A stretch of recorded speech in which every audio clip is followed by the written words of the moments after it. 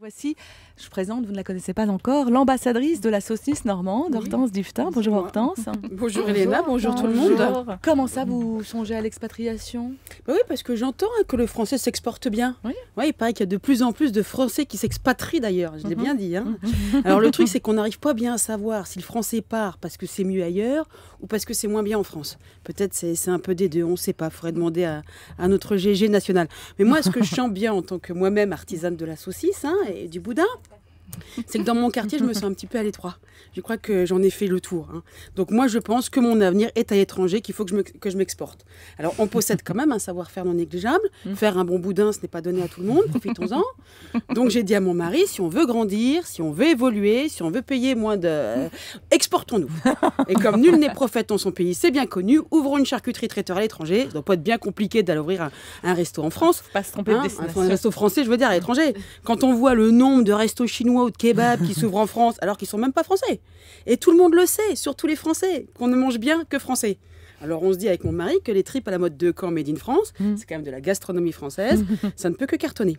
Parce que l'étranger... sceptique.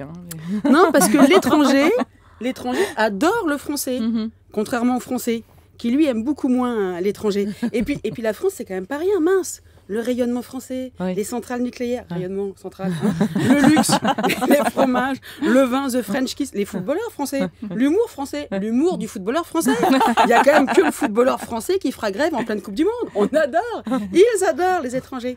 Non, les étrangers ne savent pas pour les 3/4 d'entre eux où se trouve la France, mais ils connaissent tous les Sac-Vuitton et Catherine Deneuve. Non, nous les Français, on a une chance énorme, c'est d'être français.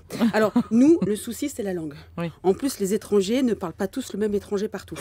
Et surtout, l'étranger parle très peu le français et le comprend encore moins. Non, la langue française, c'est pas le truc qui s'exporte le mieux.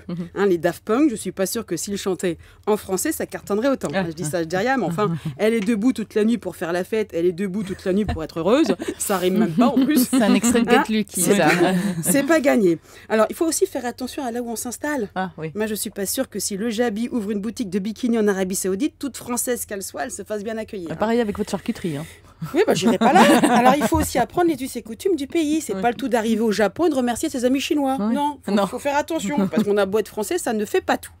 Donc, nous, avec mon mari, on va tenter de s'exporter en Belgique.